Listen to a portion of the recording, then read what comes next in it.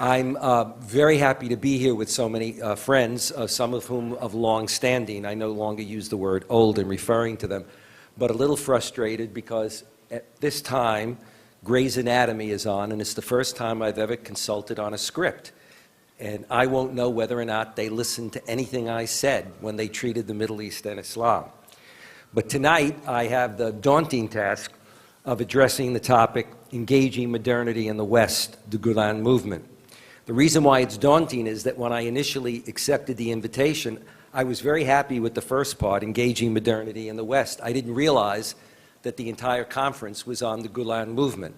And I'm not an expert on the Gülen Movement, so bear with me.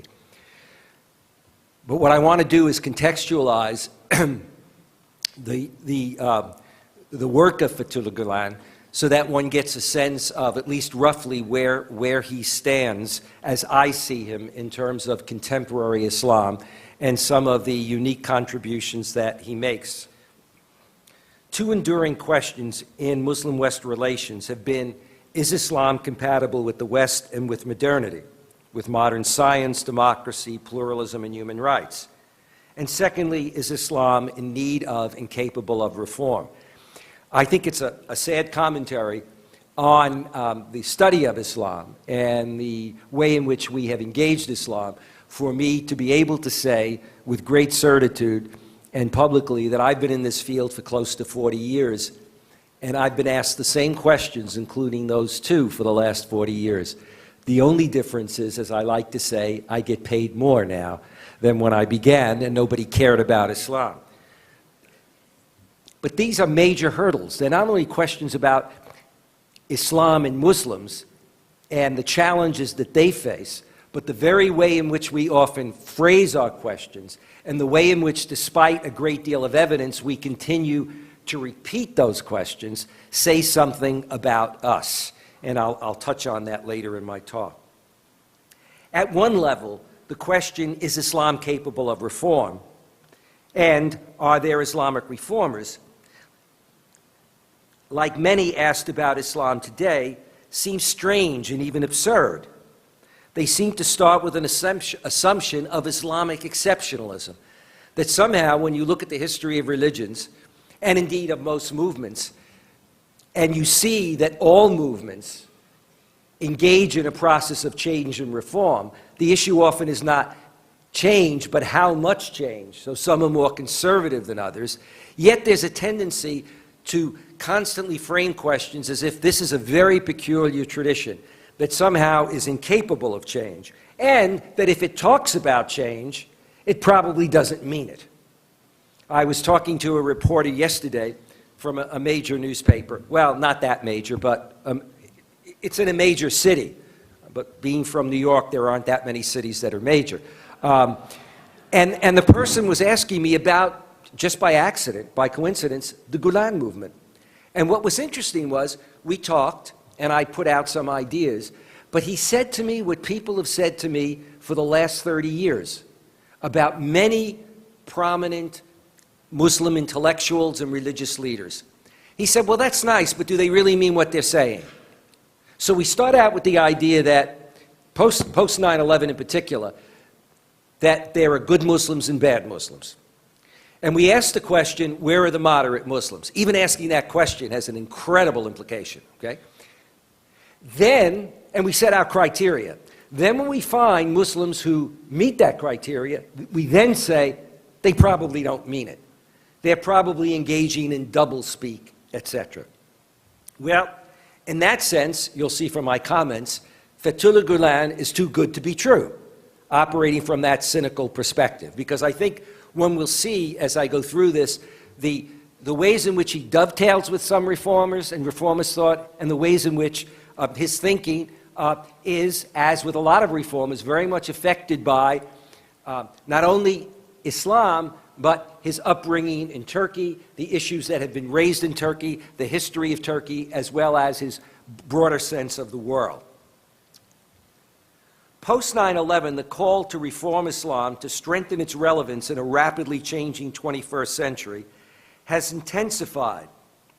If some say that Islam is a perfect religion, doesn't need to change or adapt, others stress that Islam is inherently dynamic and that reinterpretation and reform are critical, excuse me, are critical in dealing with issues of secularism, democracy, freedom of thought, and pluralism. When we look at the thinking of Fethullah Gülen, a number of things stand out. He embodies a reformer who answers two basic questions of reform. Who's Islam and what Islam? Who's Islam? Who is to interpret Islam? Is it to be the religious leaders? Is it to be the head of state? Is it to be lay intellectuals? You look at his movement and you see a real mix in terms of the people who participate in that movement, cutting across every sector of society. When I meet leaders of Niagara Foundation, Rumi Forum, and Muslim intellectuals, I see a real cross-section of people who are reformist in their thinking. Fethullah Gülen addresses and responds to the second question: what Islam? As with most religious traditions, people who begin in any age to attempt to relate their tradition to the realities, some will simply retreat to the past and simply want to reassert a past paradigm. Others will look to the past but insist that the heart of that past has to now be reinterpreted in new social and historical context to meet ever-changing needs of the time. In many ways, Fethullah Gülen embodies that approach. And so when he addresses issues like democracy and pluralism, tolerance and freedom, he does so from an Islamic perspective. He is open to other cultures. He is open to the best of Western thought, but he is also constructively critical of the failings of that thought. On the other hand, he draws from his Islamic sources, but he has no problem saying and assessing at times that he feels often that the East really doesn't offer very much or as much as it should be offering today. A cornerstone for his thought, and one that I think really then lays the groundwork for many of the positions that he then puts out, is an emphasis on the fact that what one is looking to is a reconstruction of religious thought in Islam. Very interesting, because that very phraseology mirrors the great reformer of the subcontinent, Muhammad Iqbal. Excuse me. And he emphasizes reason and a diversity of interpretations of Islam, and that these have been integral to the history of Islam. In other words, that reason is very much part, in an ongoing way, of a process, but also that Islam has always been, to a lesser extent, to a greater extent, in various historical and social contexts, going through a process of reform, reminding many that the tendency that many people of faith have is to simply look back to their tradition and then romanticize and sacralize it and forget that what they see as a good deal of their tradition was actually itself part of a process of dynamic development and reform. And it's in that context then, and with that belief, that he emphasizes the centrality of freedom of thought and expression. On the one hand, noting that this is something that is very lacking in many Muslim countries and societies today, and is a cause of backwardness and oppression. On the other hand, emphasizing that Islam and an Islamic society is one that is composed of conscious individuals equipped with free will who have a responsibility and an obligation for themselves and for others to engage in this process of change. As the Quran tells us, God will not change the state of a people unless they change themselves.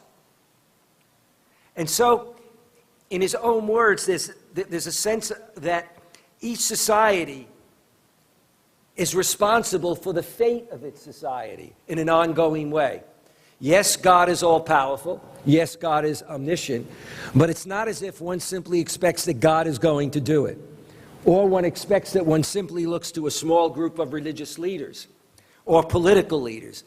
But indeed, that the Muslim community is a community in which there is shared power and shared responsibility in moving that direction forward. In particular, he takes on two very thorny issues that modern Muslims have debated. The question of divine and popular sovereignty. For many very conservative Muslims, there's a sense that, well, since God is the creator and just judge of the world, then we've got divine sovereignty and there should be no popular sovereignty. And then we have a variety of people, of course, who claim to be able to tell us exactly what God wants in terms of the form of government, in terms of gender attitudes, in terms of a whole host of attitudes. Then you have those that talk about popular sovereignty and say that popular sovereignty excludes any notion of divine sovereignty. And Fethullah Gulen attempts to walk a fine line between the two. He talks about sovereignty belonging to the nation unconditionally, and that does not mean that sovereignty has been taken away from God and simply given to humans. It means that sovereignty is entrusted to humans by God. And many of us know that the Quran itself says that human beings are to be the vicegerents of God, the caretakers, those who are to realize God's will in history. So the fact that God is sovereign of everything in the universe doesn't preclude free will and free choice. Humans are free to make choices in their personal lives. They are also free to make choices with regard to their social and political actions. And it is for that reason that he's able to then also talk about and address bridging the gap between Islam and democracy. On the one hand, he notes that Islam is a religion, and this becomes very critical, this distinction, in a lot of his thought. Islam is a religion, and thus is more than a political method, or a system or an ideology, a simple political ideology. He distinguishes between Islam, which is a religion, and democracy, which is a form of government that is developed by humans. But he notes that no single model of Islamic governance exists, that Islamic principles can support all kinds of governments. And that's why when some people want to look at modern Turkey and say, is this the paradigm? Much as secularists used to say of modern Turkey 30 years ago, that was the paradigm of, as it were, good Islam and good development. Or arch fundamentalists want to say there is a single paradigm and that they know what that paradigm is. Gulen is able to say there is no single paradigm, that Islamic principles, the heart of the Sharia, the moral compass for Muslims, is to provide a base of support on which peoples and societies, based on their local context, their historical context, their cultural context, then define what is a proper form of governance for themselves. So, Islam does not propose a certain unchangeable form of government or attempt to shape it. Instead, it establishes fundamental principles, leaving it to people to choose the type and form of government according to their circumstances. This then has an impact on his treatment of Islam and secularism. Whereas there's a whole tradition of people in the modern and contemporary period who've seen Islam and secularism as antithetical. Both people who are ultra-Orthodox as well as people who are, if you will, ultra-liberal, but for different reasons. For Fethullah Gulen, secular lawmaking is neither prohibited by nor antithetical to Islam. Therefore, having legislative and executive institutions is possible, and having these institutions make laws for the betterment of society is possible. And what he notes very carefully is that if you actually look at Islamic history, that's precisely what did happen. That is, that early Islamic empires and sultanates, while officially, for example, talking about the rule of Sharia law, also were enabled to implement regulations to respond to many of the contemporary needs that developed in their societies. Community members then are required to obey all laws, not only the laws that come from, as it were, the Sharia or higher principles, from revelation, from the example of the Prophet, but also laws that are made by human beings. And indeed, he particularly talks about that when he talks about the question of Muslims in Europe. And that Muslims in Europe should have, for example, in Germany, have a dual identity that comes from both their European roots and their Turkish roots. And that they have an obligation as a religious minority to observe the laws of that government. He does not see a conflict between the two, a conflict that often is exaggerated and a situation that is exacerbated both in Europe and America by those who simply say, no, wherever Muslims are, even as a minority, their goal is to impose Sharia. We see that being said recently in the post-Park 51. We see it being said in Europe by Geert Wilders in the Netherlands. We see it in a conference that's been called most recently by Daniel Pipes and Frank Gaffney, in which they're going to have a conference on Sharia and the U.S. Constitution.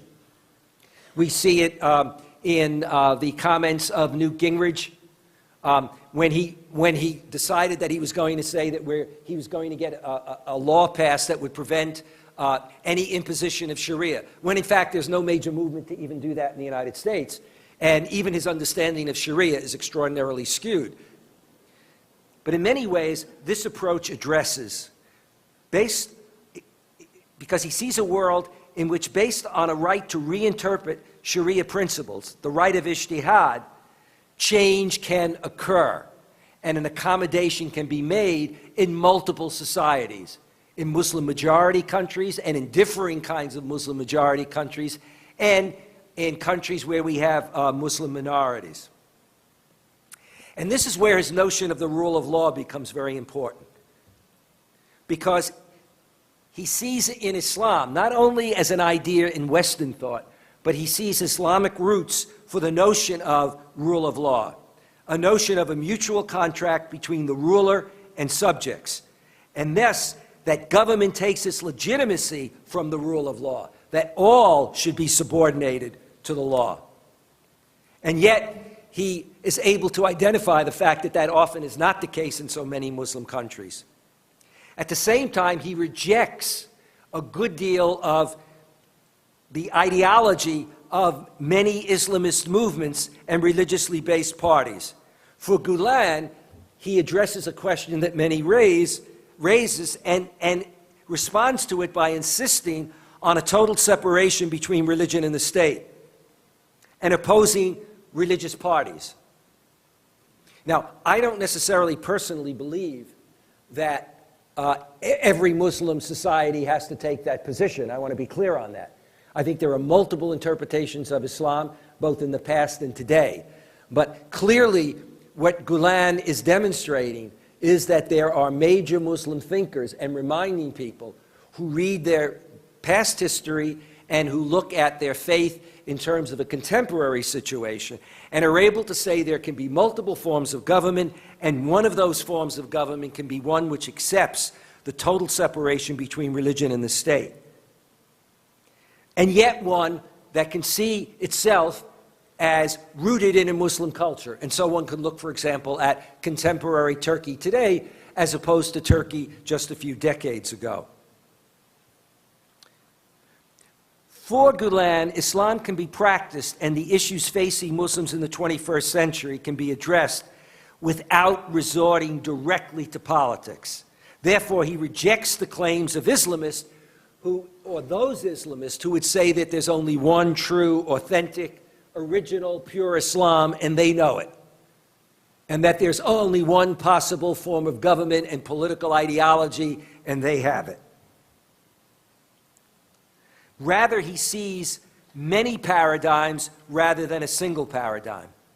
And his approach is therefore an approach of change that is a bottom-up approach to bring about a transformation of society. And I think that this is very important.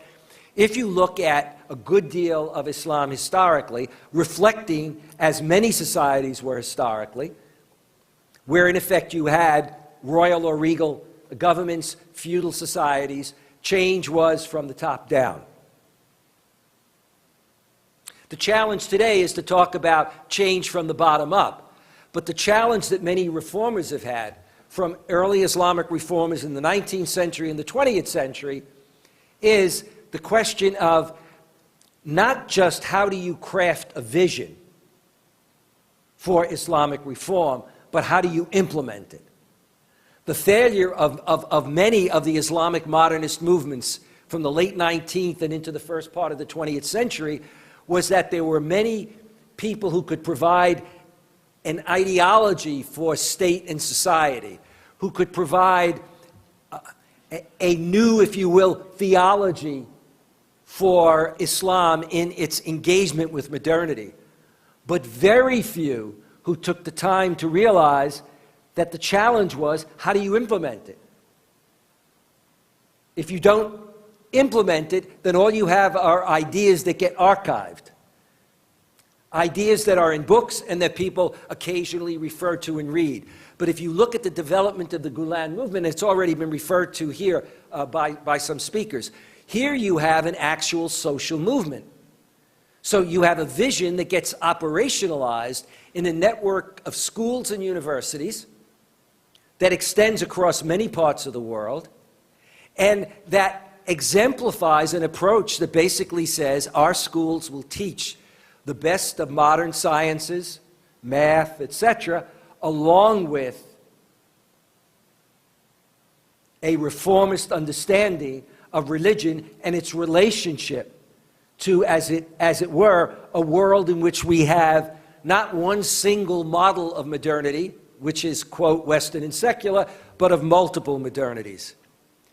And a vision that gets implemented through things like Niagara Foundations and Rumi Forums that, again, in many parts of the world, bring not only this vision, but reach out and engage people of many faiths, people of many perspectives, politically, socially, etc., in order to be able to both grow, as it were, and extend that global Islamic vision, but also to be able to reach out to others in an inclusive way and epitomize and demonstrate the need to have a partnership, because you can only with a partnership really develop a world in which there is mutual understanding and respect.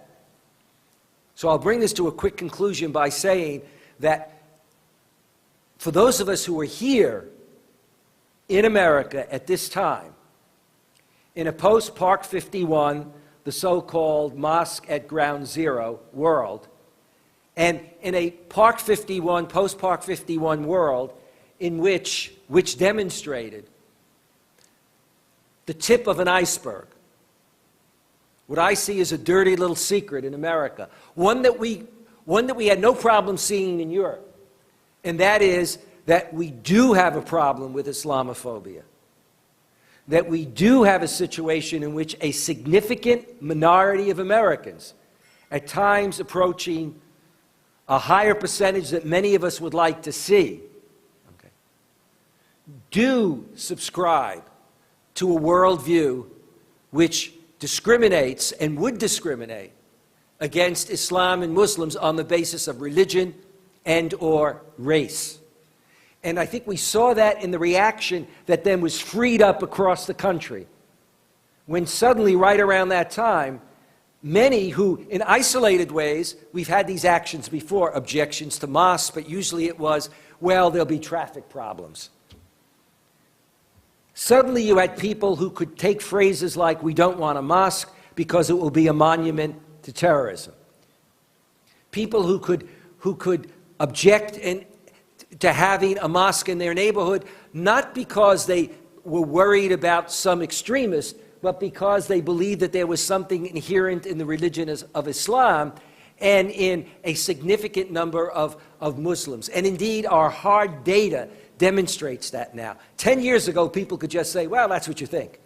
If you look at Gallup polling, if you look at Pew polling, we have significant percentages of Americans who, when asked, what do you admire about Islam or Muslims, 57% say nothing or I don't know. Significant percentages of Americans who admit that their level of prejudice towards Muslims is twice their level of prejudice towards any other religion. Significant number of Americans who say that they don't believe Muslims can be loyal citizens. And it is indeed the reformist outlook of people like Gulen and others that becomes very important as a message to these voices of discrimination and hate, but also becomes very important as a message within the Muslim world. Because one does realize that the situation in Islam and the Muslim world, just as it is, from my point of view, receded politically in the 30 or 40 years of my career, so that things look worse in Israel and Palestine, and worse in many parts of the Middle East, and worse in terms of Western Muslim relations, but also within many Muslim societies. The rise of a kind of militant form of Islam, and also the swing back to a kind of ultra-orthodoxy, which also, by the way, that swing back also exists in contemporary Christianity and Hinduism today. But all of those forces are out there, and they underscore even more the importance of a reformer like Fethullah Gulen. Thank you.